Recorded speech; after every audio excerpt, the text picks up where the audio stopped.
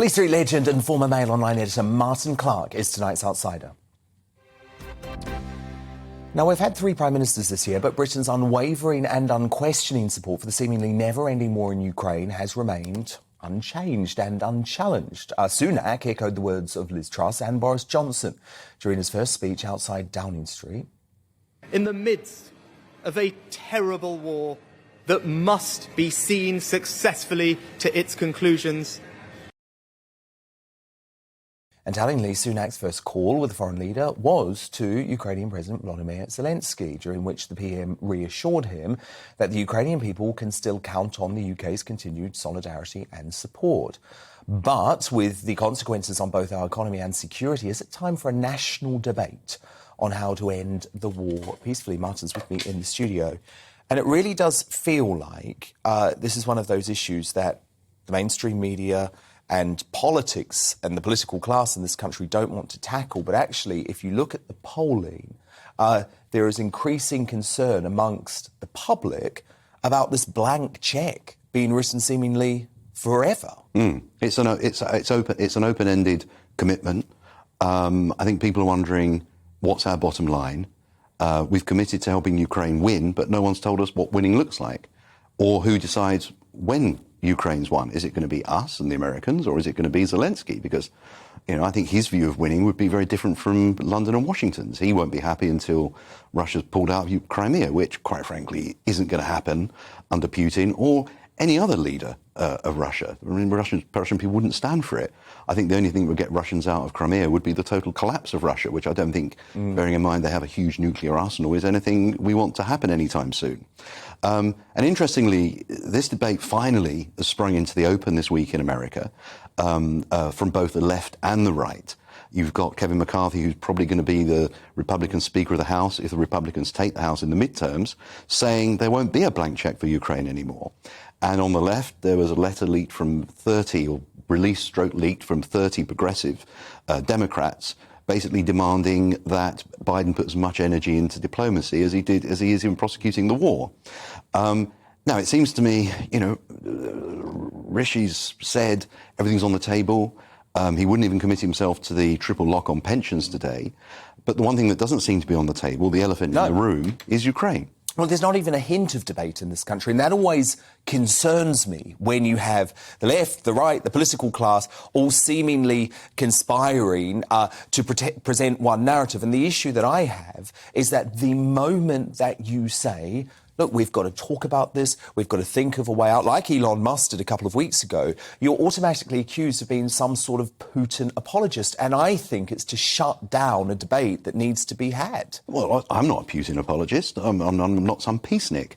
But if you're fighting a war, I was always taught that you had to have war aims. You know, the British government, if it was in a war, knew what its bottom line was. What will we settle for? No one knows what our bottom line is. What will we live with?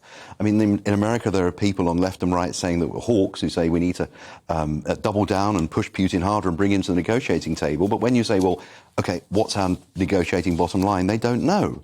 And you're right, even in the media there is very little debate about this. Well, there's no debate. Well, there's Peter Hitchens in the Mail on Sunday, who is a very, very honourable exception. Yes. But I can't think of anyone else. No, and he was also a very honourable exception early on about COVID lockdowns too. Yes. It's a credit, actually, to the Mail on Sunday for publishing him, because he has gone against that thought process. Certainly on this show, we've had commentators like Dominique Samuels right from the start who don't believe that the war in Ukraine was ever a good thing. I just feel like the people need to understand that there are real consequences to their pocketbook if we continue with this approach. Well, there will be, but unfortunately, the government's reaction has so far been to assure people there won't be any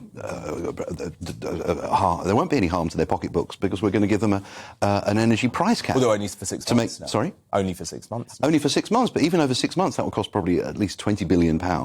That's on top of the £2.3 billion we spent on Ukraine, arms for Ukraine this year, and the £2.3 billion that we appear to have committed to spending next year. we're facing a black hole, we're told, of £40 billion. Well, that's half of it right there. So what do you think a potential endgame could be? Is it trying to reason with Zelensky and actually get him to understand that actually there perhaps is going to have to be some sort of compromise over the Donbass region, for example? Yes. I mean, they're clearly... all wars either end in compromise or utter defeat for one side or the other. Now, the thing is, I think Putin would... Putin says he would press the nuclear button before he'd accept absolute defeat. And maybe he's bluffing, maybe he's not. But I grew up in the... I don't think so. I grew up in the Cold War. I grew up in the shadow of the bomb.